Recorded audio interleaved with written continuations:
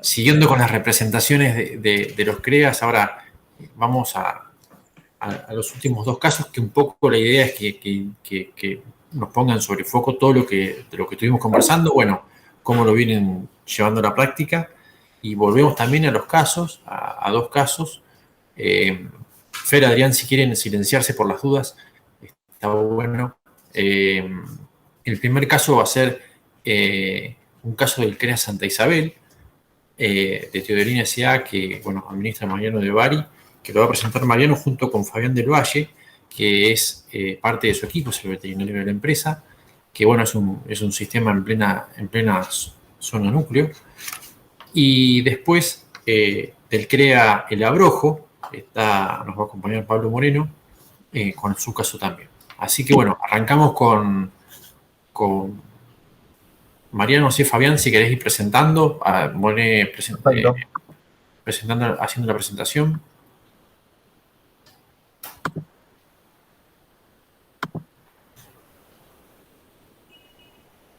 Ahí está, ahí se va presentando, espectacular. Bueno, gracias y les dejo sus 20 minutos que con gran esfuerzo lo van a cumplir. Estoy confiado en eso. Adelante. Hola, ¿qué tal? Buen día a todos. Bueno, Mariano de Bari, mi nombre. Soy del CREA Santa Isabel, de la zona sur de Santa Fe.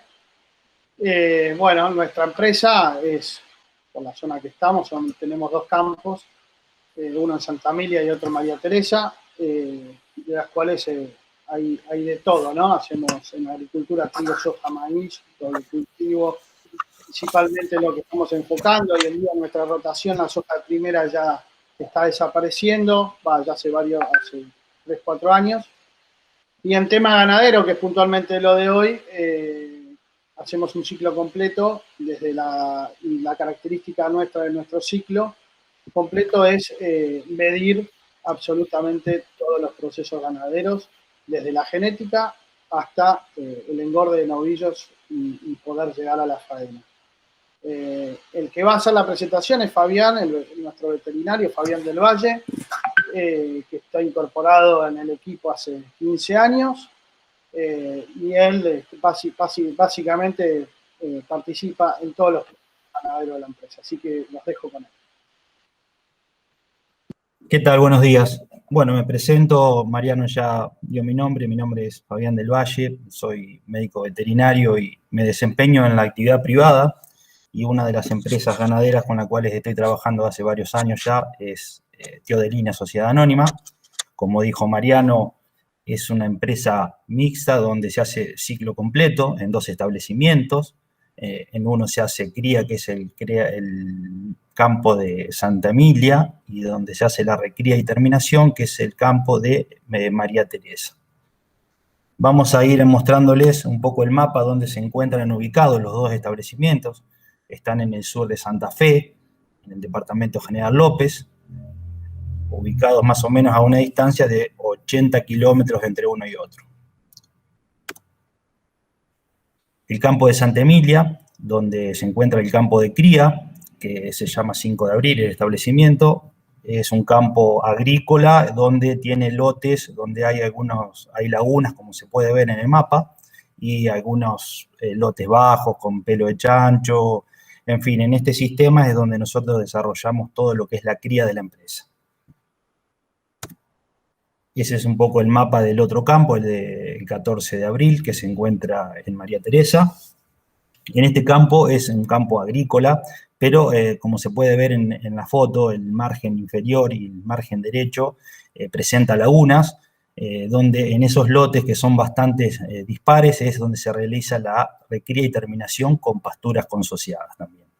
Pero nosotros vamos a hacer foco puntualmente en el campo de cría, que se encuentra en Santa Emilia, como ya dijimos, y lo que vamos a pasar a explicar ahora es un poco cómo está caracterizado el campo ese. Bueno, el establecimiento, ya dijimos, el 5 de abril, y es un campo que tiene aproximadamente 780 hectáreas, aproximadamente, de las cuales tiene un 35% que son bajos de pelo de chancho, y con algunas medias lomas intercaladas. Es un suelo de clase 6. También presenta lagunas permanentes, como ya vimos en la foto, que son aproximadamente un 11% de esa superficie. Y después son lotes agrícolas, básicamente, de los cuales están divididos en dos grupos. Lotes agrícolas de clase 4, de los cuales un 12% de la superficie, y el resto, el 42% de la superficie, que es la parte más extensa del establecimiento, son los lotes de clase 1. ¿Dónde desarrollamos la ganadería en este establecimiento? Bien, la ganadería la desarrollamos básicamente en los bajos, de pelo de chancho y aprovechando las lagunas y sus medias lomas, obviamente, donde también se aprovecha y se hace intersiembras de avena con maíz diferido. Y después lo que es puntualmente las pasturas consociadas, que hacemos unas consociadas de alfalfa con festuca y cebadilla, están hechas sobre lote agrícola clase 4, como habíamos visto antes, aproximadamente 43, 44 hectáreas de pastura sobre ese tipo de lotes y otras 43 hectáreas aproximadamente de pastura sobre lote clase 1. Puntualmente en estos lotes de clase 1 lo que estamos haciendo es tratar de utilizar estas pasturas para atacar un poco de lleno lo que es la compactación, que por lo que escuchamos antes en las charlas previas, para nosotros es un punto muy importante que lo estamos teniendo muy en cuenta, ¿no? Y para meternos un poco de lleno en la parte de producción y poder explicar en forma sintética más o menos qué es lo que hacemos, para recordar un poco los 4 puntos y las 4 patas de la mesa, como nos enseñaban antes, que son los 4 pilares, que es la genética, la alimentación, el manejo y la sanidad. Entonces, para meternos un poco más en cada uno, vamos a arrancar con el manejo. La empresa, para describirlo un poco en forma sintética, podemos dividir en un manejo reproductivo y un manejo productivo. El manejo reproductivo, puntualmente nosotros tenemos un servicio estacionado que no excede los 80 días. Está entre 75 y 80 días, y en los cuales realizamos 2 IATF y un repaso con toros, de los cuales aproximadamente es el 1,5 al 2% sobre el total del rodeo, depende del tipo de toros, ¿no?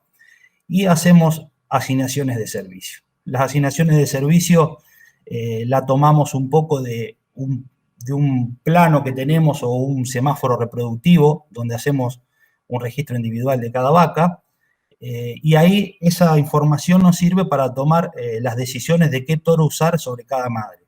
Nunca utilizamos, una cosa importante, que nunca utilizamos más de 2 a 3 o a 4 padres por temporada de servicio, porque eso es lo que a nosotros nos facilita poder tener una masa crítica de población de animales para poder evaluar y tener mejores N, en lo que es estadística, ¿no?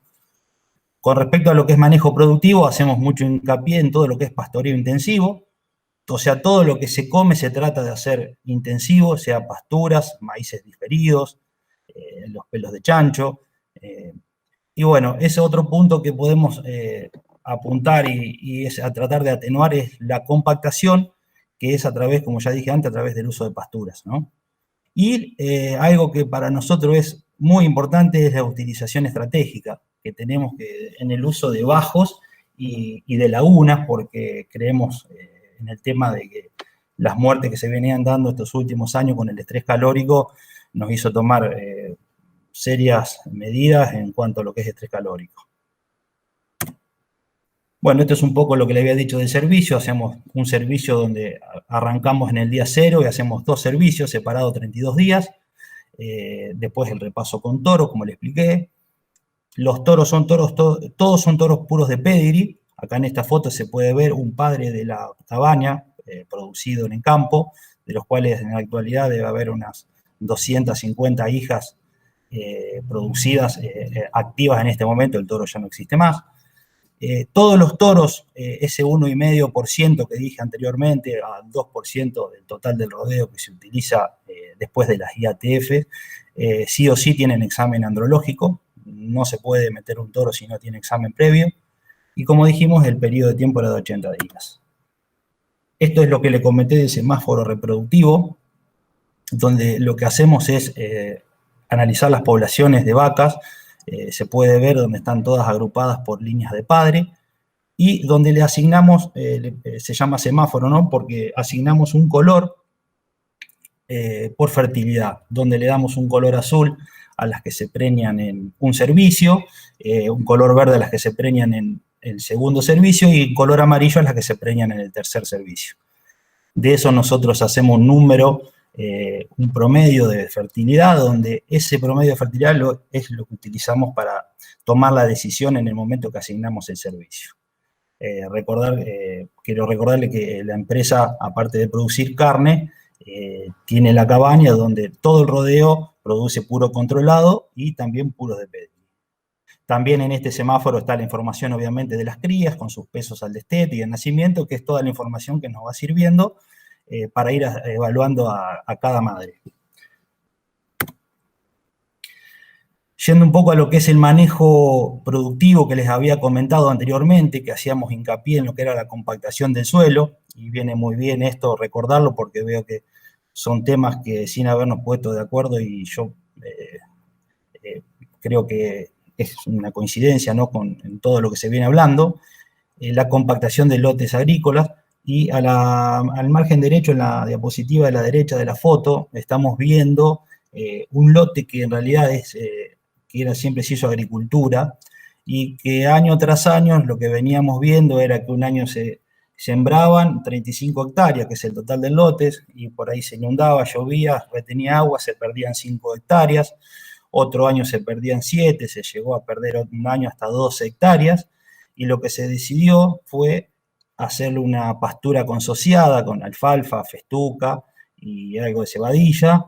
Entonces la pasamos a ganadería, ese lote agrícola. Y entonces lo que tratamos de ir viendo es cómo mejorar esa compactación.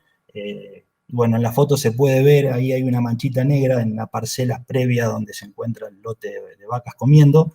Ese lote es lo que quedó en un momento de lo que se formaban esos ojos de agua cuando llovía. Seguramente por la mejor porosidad que nos va a generar esta pastura y el mayor consumo de agua que tiene una pastura sobre un cultivo agrícola, yo creo que es lo que nos está ayudando por ahí a poder aprovechar el 100% de ese lote.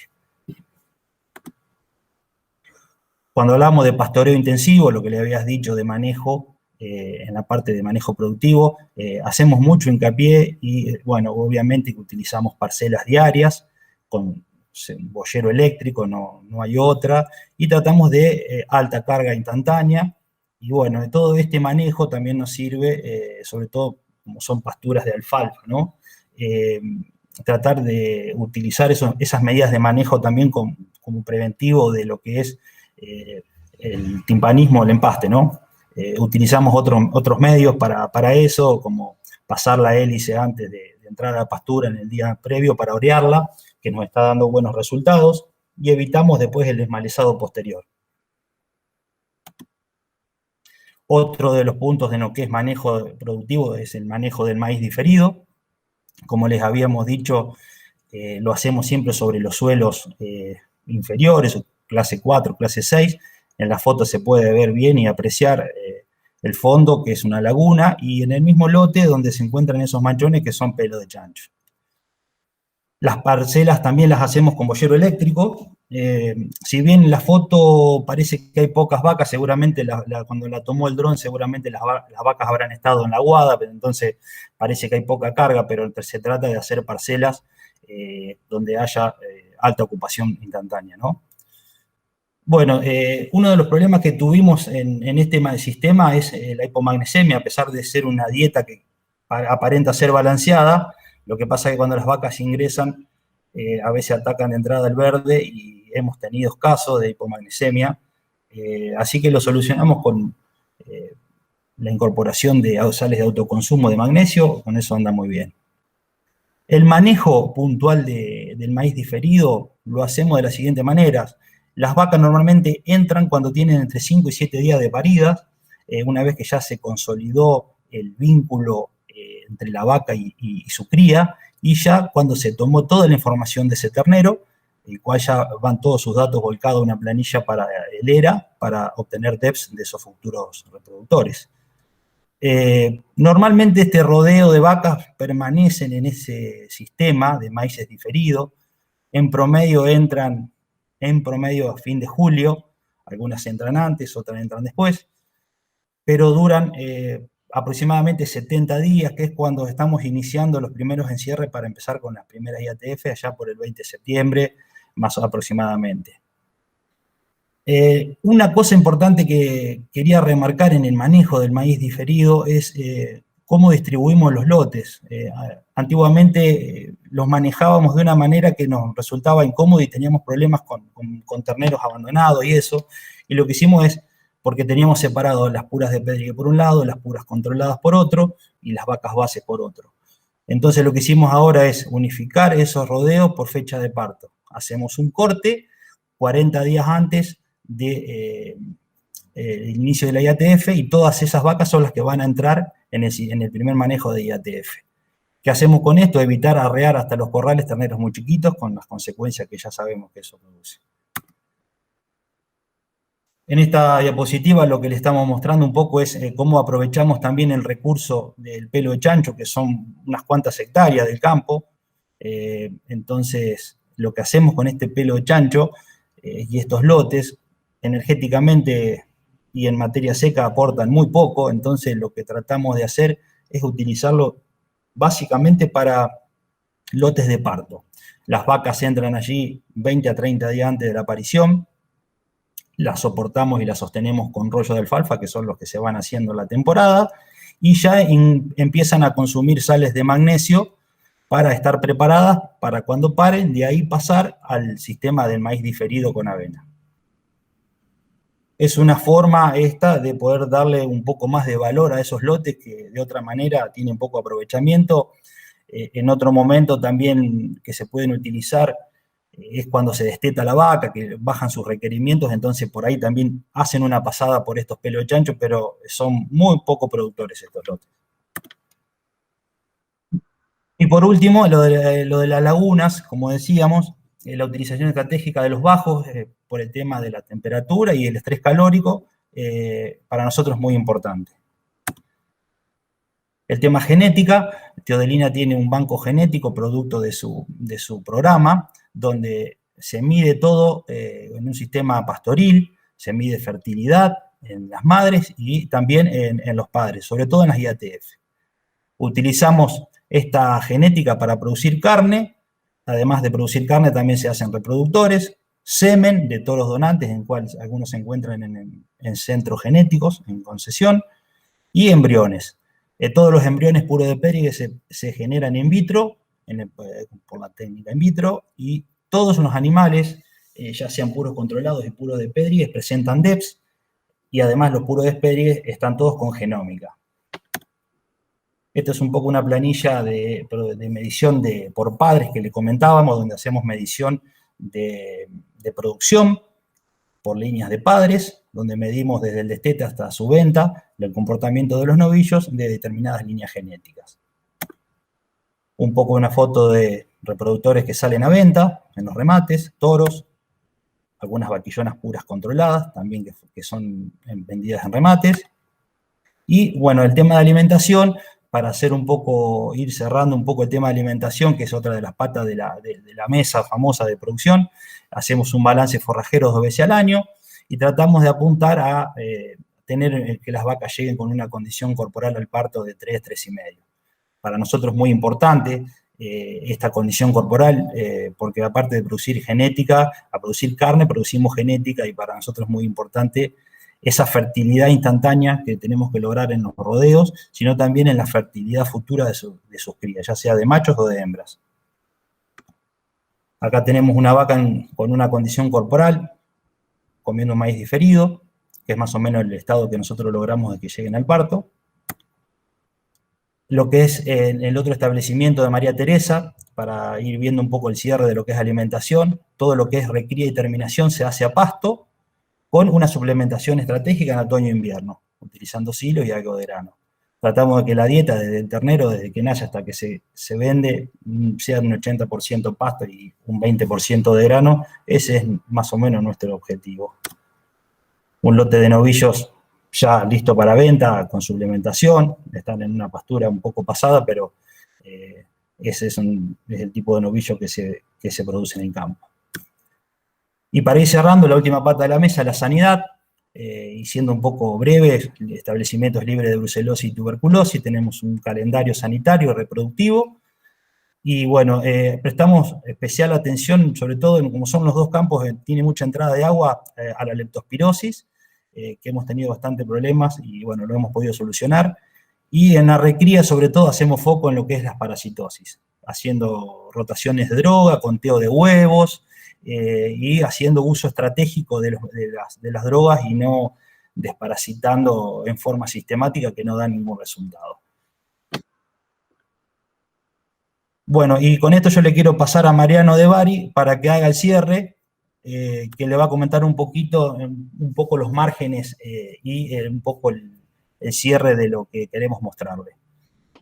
Bueno, que me queda poco tiempo. Bueno, acá lo importante de mostrar es que lo que estamos haciendo en los campos, en los lotes de clase 1, nosotros estamos gastando plata en hectáreas que no estamos cosechando, eso ha sucedido en los últimos años, y esos lotes lo que hacemos es encararlos con pasturas, y llevamos un margen de 500 y pico dólares contra un margen de 600 o 700 dólares que te puede dar actualmente más o menos un cultivo de punta de la zona.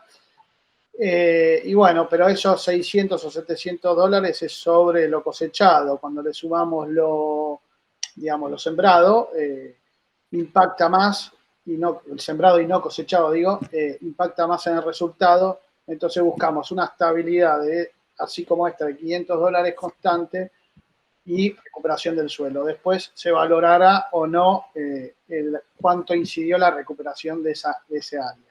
Eso para nosotros es muy importante y lo estamos viendo en los dos campos que está sucediendo bastante. Pásame la otra diapositiva, Fabián, por favor. Y bueno, y por último, el foco, con esto cierro, el foco de la empresa es la información y la trazabilidad de todo lo que hacemos. Actualmente utilizamos el chip que está habilitado por SENASA para la trazabilidad, que ya está hace pocos meses habilitado. Ya utilizamos el sistema del chip para toda la información, pero básicamente es para tener toda la información que le acaba de mostrar Fabián dentro de eso. A eso le sumamos los DEPs que tenemos en el programa ERA de la Asociación Argentina de Angus, y a eso también le sumamos la genómica.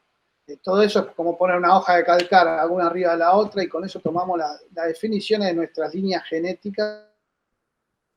Ahora, después, el tema de carne, para darle una vuelta de rosca más, y por último, mi obsesión, personal es cómo validar todos los datos y cómo tenerlos más seguros en algún sistema, y encontramos que Carnes Validadas, que es una plataforma blockchain, esto lo tiene. Pásame de diapositiva. Bueno, en esta plataforma nosotros podemos asegurar todos nuestros datos de producción de cada individuo. El lugar donde nació, la fecha, el nacimiento, bueno, toda esa lista que hay ahí. Si quieren después en las preguntas háganla, las cuestiones de genealogía también.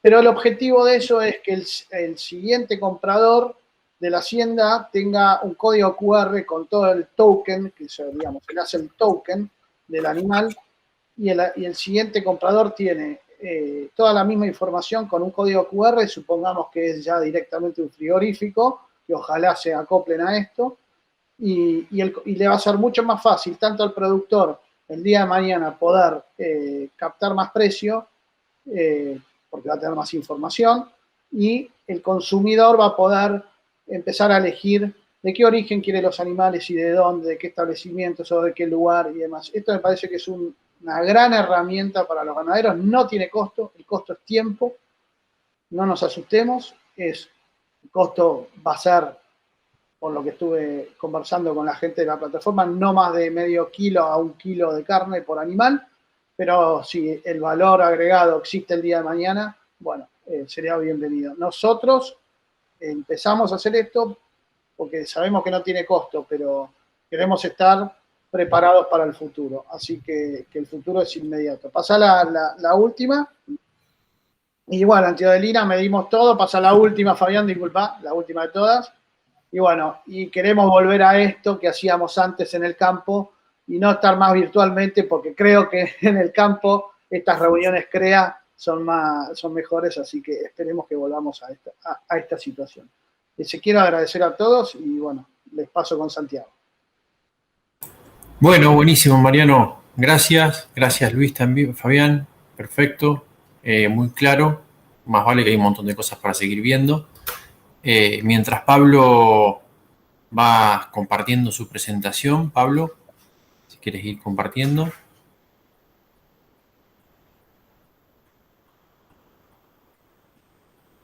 Ahí está, perfecto.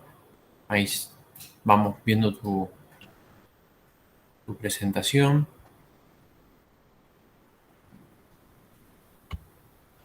Perdón. Ahí está.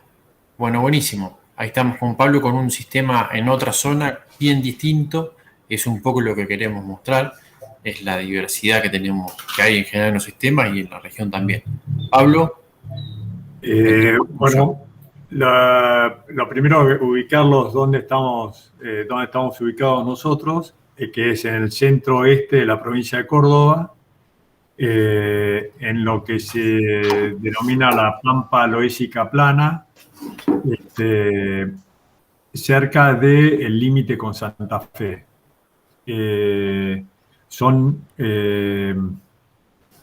Nos enfrentamos a ambientes que tienen 70% de limos muy finos, que es un poco lo que venía hablando Ricardo Pozzi, porque estamos bastante cerca de esa zona.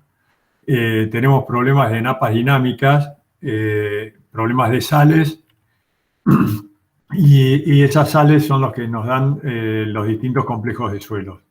Las sales tienen sodio. El sodio, junto con los limos muy finos, tenemos grandes problemas de estructura del suelo, de estabilidad estructural, y entonces para nosotros el tema de la porosidad es muy importante de la estructuración del suelo. Los suelos peores son este tipo de suelos, que ya en el horizonte superficial es un horizonte E lavado y después un horizonte B2T muy potente. Y bueno, y este horizonte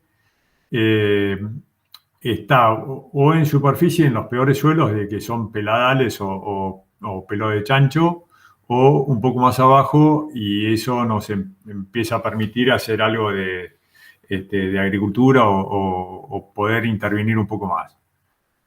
Este es el campo tiene 1.578 hectáreas. Tenemos esa parte de Noetinger 1 con un índice de productividad 53, que serían suelos 4, y después esos suelos, el Candil 1, que ya están más afectados por sales, son capacidad de uso 6 y con un índice de productividad de 34, y ya los otros son todos suelos 7 con índices muy bajos de productividad. Son 1.578 hectáreas propias y 125 ganaderas alquiladas. En eso hay 440 hectáreas de monte, parte propio y parte alquilado. Se siembran por uso, digamos, esto está ajustado por uso. 556 hectáreas son agrícolas y 1.124 son ganaderas. Se hace ciclo completo, se inverna todo lo que es vaca refugio, novillos, y se hace recría de vaquillonas. Todo esto con una base pastoril y con suplementación a campo, con suplementaciones no mayores al 1% del peso vivo. Las pasturas en general son en base a alfalfa, y con gramíneas.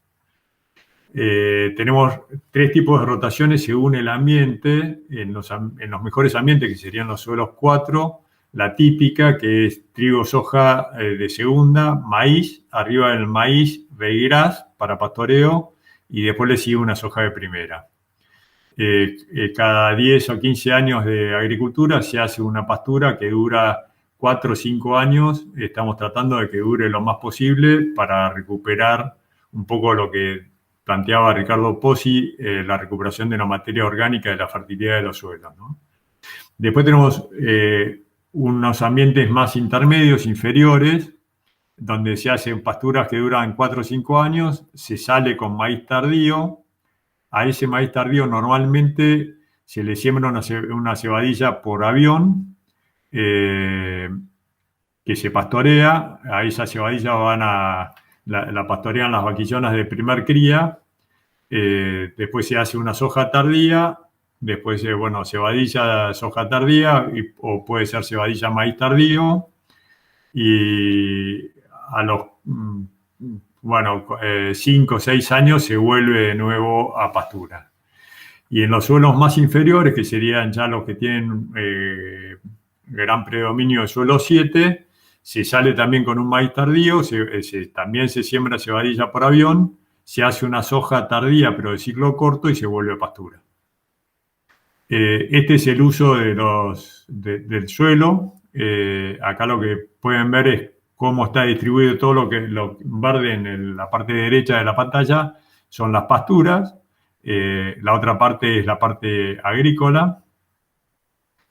Y todo eso buscando sustentabilidad, que ya está muy hablado. De esto lo que a mí me interesaba era las interacciones que hay entre lo que es económico y ambiental, que sea viable, que sea soportable cuando hablamos de lo social, y que sea equitativo, que es un tema que ahora cada vez nos está pegando más cerca y más fuerte. Y cuando lo llevamos al idioma chacarero, la sustentabilidad, visto desde la parte productiva, para nosotros es muy importante todo lo que es el sistema poroso, y entonces por eso siembra directa, muchas raíces, materia orgánica, el tema de las malezas con rotaciones intensificadas, manejo integrado de plagas, fertilización y ciclado de nutrientes. En la parte financiera, ya vieron la calidad de suelos, entonces no nos podemos parar arriba de la agricultura, y lo que buscamos es cubrir los gastos de estructura y de mano de obra, o sea, todos los gastos mensuales y fijos, con el margen bruto ganadero. Y después, en lo social, tener una buena relación con la comunidad, tener interacción con otros productores, técnicos, APRESID, CREA, INTA, capacitación del personal, y todo esto buscando tener un equipo motivado. Acá es lo que yo les decía, los resultados de la empresa. Son los gastos de estructura y mano de obra, y este es el margen bruto ganadero que trata de cubrir esos gastos de estructura y mano de obra. Ahí vemos como el 2007-2008 algún gracioso cerró las exportaciones de carne y el margen bruto ganadero era desastroso. Después normalmente lo hemos logrado, ¿no? Que siga, que pague el margen bruto ganadero, pague los gastos fijos de todos los meses. Y el margen bruto agrícola, por distintas situaciones, en algunos casos por precio y otras veces, muchas veces por rendimiento, es muy variable, y eso nos copia bastante parecido el ingreso de capital. Cuando nos va mal no nos voltea porque tenemos cubiertos los gastos fijos con la ganadería. Cuando nos va bien, evolucionamos. Cuando hablamos del sistema poroso, lo importante para nosotros es un sistema poroso estable, y para que sea estable tiene que estar estructurado y diverso para que pueda entrar el agua rápidamente al suelo. Esto es 2 rotaciones, la típica trigo, soja, maíz, ryegrass, soja de primera, y la otra es 10 años, un lote que yo lo sembraba, me lo sacaron, se lo dieron a otro y después me lo volvieron a dar. El que lo tuvo 10 años con soja de primera. Esto es antes del análisis de suelo, antes de sembrar trigo, y lo que vemos, vean la línea amarilla, en la rotación común, el agua con las mismas lluvias y en la misma zona, el agua había penetrado en el suelo, y en ese que venía con soja de 10 años seguidos, lo que uno siempre pensaba era que necesitabas cobertura de suelo.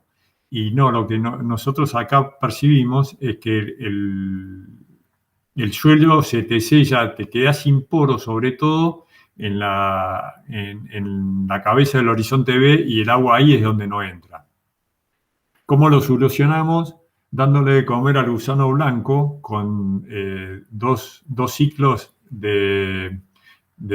primero de cebada, claro, fue cebada soja, primero fue cebada maíz y después cebada soja, y después sembramos este maíz. Miren la cantidad de poros, digamos, que hicieron los gusanos blancos. El gusano blanco, acá está el negro Rojas, que habíamos encontrado en una cueva de gusano blanco, y lo encontramos a 80 centímetros de profundidad. O sea que esas autopistas para que entre el agua y el aire te llevan a 80 centímetros de profundidad de suelo.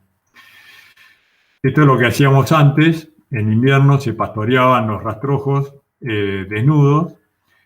Ahora estamos promocionando cebadillas y sembrando verdeos, y este es el resultado. Este resultado es el mismo lote, donde está la soja chica, era un ensayo de microparcelas en el maíz del INTA, se cosechó tarde, no se pudo sembrar el verdeo, y lo otro, donde está la soja alta, se había sembrado verdeo. ¿Qué es lo que estamos tratando de mostrar en esta foto?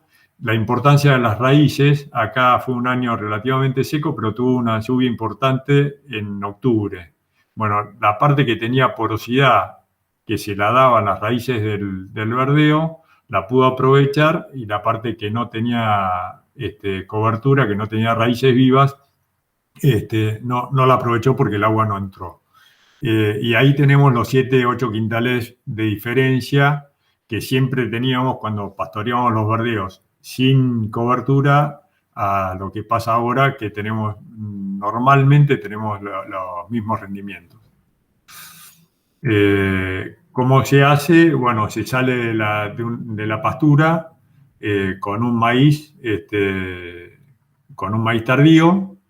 Ese maíz se le siembra por avión cebadilla, y a esa cebadilla se la aprovecha con las vaquillonas de primer parto, que son las que tenemos mucho problema en el vínculo de la vaquillona con el ternero. Eso nos lleva a abandonos, y tenemos problemas de enfermedades como diarreas también en los terneros, y por eso elegimos estos lotes donde podemos darle más espacio a cada animal para que vayan a parir. El otro tema cuidamos mucho la cobertura de los suelos, pero viene agosto con sus fuertes vientos, y si no tenemos el rastrojo anclado, se nos vuela, y con un verdeo el rastrojo queda anclado en el suelo. Y bueno, eso es lo que estamos buscando, ¿no? El otro tema, el tema del control de malezas, es el mismo lote, uno que dividido por un boyero, una parte se siguió en agricultura y la otra parte con ganadería. Vemos que para algunas malezas, tipo sorgo alepo o onfrena, el tema del pastoreo nos controla un montón de malezas. Y yo calculo que en muchas otras cosas también en muchas otras malezas también cumplen esa función, ¿no? Y nos permite un ciclo de pasturas desintoxicar el suelo, que cada vez le metemos más agroquímicos, y estamos viendo que hay como un carryover de un año para otro que se está complicando mucho, ¿no? Una de las cosas que vimos es en las pasturas, con un dron, vimos que hay un montón de superficie descubierta, y que era un punto donde teníamos que tratar de ser más eficientes y tratar de llenar todos esos espacios vacíos. Esos espacios vacíos son un poco este tipo de palanganas sódicas, Y entonces ahí lo que buscamos, y que se encharcan, y lo que buscamos es poder cubrir bien con gramíneas e invadir bien con las raíces en cabelleras de las gramíneas, que son las que nos van a permitir estructurar el suelo. Para eso lo que hicimos es cambiar la típica composición de las praderas, que eran 10 kilos de alfalfa, grupo 9-10, 4 de cebadilla y 4 de festuca, por todo este lío de gramíneas, y estamos logrando, me parece que buenas coberturas y que permanezcan en el tiempo, que es uno de los dramas que teníamos, que perdíamos la gramínea. El otro tema es la napa dinámica. Esto son imágenes del 16. Este es un lote 4, pero que sin embargo, en todo el lío de napas que hubo, la napa subió, no ingresaba agua de afuera, sino que venía de abajo, una cosa rarísima, nunca la habíamos visto. Y bueno, justo habíamos sembrado un regras, el regras se la bancó. Y bueno, lo que estamos viendo es que ese uso intensivo del suelo nos permite bajar la cantidad de agua. Este es el balance de agua del campo. Lo que se hizo es las hectáreas que teníamos de cada actividad, digamos, por los milímetros de consumo que le calculamos, y después lo prorrateamos, y ahí tenemos un consumo estimado de unas 1.100 milímetros por año por hectárea. Así parece que todo tendría que cerrar. Sin embargo, cuando vemos cómo se distribuyen las lluvias, el gran problema son las grandes lluvias de otoño, cuando los cultivos agrícolas dejaron de chupar agua y, ¿cómo se llama? Y ahí hay como un exceso de agua, que es lo que nos produce este tipo de encharcamiento superficial o subida de napas. Como la superficie ganadera del campo, el 48% es pastura natural, que en realidad es todo monte, el 40% son pasturas consociadas, se hace unas 15 hectáreas de silaje de maíz, y se hacen los verdeos de invierno y promociones de cebadillas. El monte, que es una superficie importante ocupa casi la mitad de la superficie ganadera. El manejo que estamos haciendo es en febrero se destetan las vacas, y ahí van la vaca gestando, se va al monte. Está febrero, marzo, abril, mayo, junio. En julio ya empiezan a parir, entonces la sacamos, y si necesitamos irían los novillos de recría. En septiembre sacamos todo para que semille las cebadillas y los pastos de invierno, septiembre, octubre. Y en noviembre también, si hace falta, vuelven a entrar los novillos de recría. Y en diciembre pueden ir o los novillos de recría o las vaquillonas de 15 meses que ya terminaron el servicio, y son las que pueden llegar a ir al monte. En el monte el problema que tenemos es que las categorías de engorde son ineficientes, y las vacas con cría o con cría al pie es un lío para poder controlar algo, ¿no? ¿Qué es lo que estamos viendo? Que en el monte, este es el monte normal, digamos, y si nosotros lo usamos, si lo usamos bien, intensamente, podemos lograr esto. Esto es lo mismo, son distintos manejos, digamos, ¿no? Otra de las cosas que nos preocupa mucho es el tema de la fijación biológica del nitrógeno, no solo el carbono, sino el nitrógeno, y para eso lo que estamos evaluando es hacer intersiembras de leguminosas dentro de los cultivos. Esto es lo mismo, digamos, se hizo el maíz, se cosechó el maíz y se hizo un verdeo, y esto es lo que tenemos en el verdeo. La verdad que venimos fracasando bastante, esto es un manchoncito. Venimos fracasando porque nos vienen pegando fuerte las secas de verano y la leguminosa no se la banca, no se banca la competencia por agua del maíz, que crece mucho más fuerte y mucho más potente. Pero pensamos que podemos buscar y podríamos lograr algo de esto. Este es el balance forrajero de antes, este es el balance forrajero actual. ¿Cómo se logró eso? Ahí ven la línea a la parte azul. Ese es el mejor uso del monte. En la parte de verde es los verdeos y las promociones de cebadilla, cómo nos levantan toda la producción de pasto. Así se divide el campo en invierno. Ven que hay todas parcelas. Esos lotes que quedan blancos son porque son los lotes que van a maíz. Todo lo demás o tiene promoción de cebadilla, que serían las partes más violáceas, o tienen pasturas permanentes, o tienen verdeos, que serían los verdes claritos. ¿Cómo hacemos los boyeros? Que es un laburo para, sobre todo lo que se hacen, bueno, se marca el pozo con el piloto automático del tractor, y después se ponen postes de fibra de vidrio, esto es lo que se está haciendo.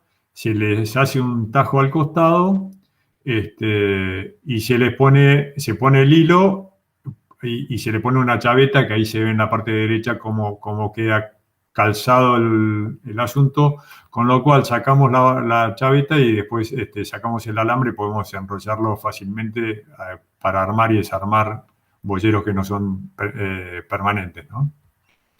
Esta es la producción de carne del campo. Hasta el 2019 veníamos creciendo, el año pasado nos pegó fuertísimo la seca, nos complicó todo, y esa baja de la producción de carne mucho está debido a que en vez de hacer novillos de 460 kilos arriba, volvimos a hacer novillos de 409 kilos. Eso es lo que en el 87% de la... está explicado por esto.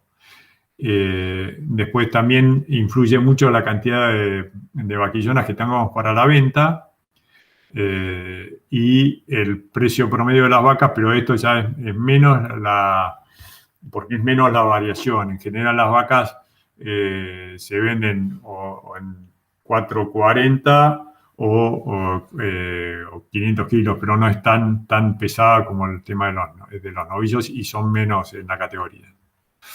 Las mortandades, como fueron bajando, esos picos son accidentes de empaste, y lo otro que fue mejorando muchísimo, y por eso se aumenta el uso del monte, es el tema de los test, pero no test de romerillo y duraznillo, pero en vez de hacerlos con agua tibia, digamos, lo que se hace es se los macera durante 2 o 3 días en agua fría, y que es mucho más efectivo que hacerlos con agua tibia. El tema de la preñez, como venimos, antes teníamos un servicio de 105 días, lo fuimos cortando. Cada vez que cortamos el servicio se nos viene abajo la preñez. Ahora ya estamos en 60 días y lo estamos estabilizando. Ese último servicio, el último servicio que tuvimos, teníamos expectativas de lograr un poco más, pero la verdad que la seca del año pasado fue durísima y nos costó mucho poder levantar más el servicio. Ya calculo que el año que viene ya vamos a estar en el 92%. Bueno, no mucho más que esto. Este es el margen neto de la actividad con los precios, la evolución del ciclo completo, de cómo se compensa de alguna manera por producción de carne las variaciones de precio. ¿Y por qué creemos que la integración de la ganadería y la agricultura en este campo? Porque no sobrevive el más fuerte ni el más grande, sino el que más rápidamente se adapta a los cambios. Esta es una frase de Darwin. Y más opciones, más posibilidades de adaptación. Hacemos cría, hacemos recría invernada, soja de primera, maíz de primera, maíz de segunda, soja sobre verdeos, y bueno, y aprovechamiento de los de esos verdeos. Bueno, muchas gracias. Bueno, buenísimo, Pablo. Gracias. También muy buena foto de Crea Labrojo. Muy, muy interesante, la verdad que un caso bien distinto y luchando con otras cosas. De vuelta a los dos casos, a Mariano, a Pablo, también a Fabián, por todo lo que han presentado y lo bueno que estuvo. Lo van a poder volver a ver cada uno en el canal de YouTube. La verdad que nos quedamos sin tiempo para preguntas. Así que bueno, muchas gracias. Esperamos, como dijo Mariano, que nos poder hacer una buena recorrida, pisando alguna bosta también, que está bueno, y salir de esta virtualidad y poder seguir intercambiando. Para ir cerrando, queremos agradecer nuevamente a las empresas que nos acompañaron, a WL y a Gentos, a toda la audiencia que fue sostenida durante todo el transcurso de las 3 horas. Ya vamos 3 horas y 20 3 horas y 25 de transmisión. Así que bueno, fue muy bueno. Creo que fue un primer puntapié para este tipo de intercambios desde la región y seguramente esto nos va a generar otros intercambios más. Así que bueno, nos vemos en la próxima. La próxima va a ser en julio. El 6 de julio tenemos nuestra hat de maíz y soja, así que bueno, ya les llegará oportunamente y para seguir un poco intercambiando y capacitándonos. Gracias y nos vemos la próxima.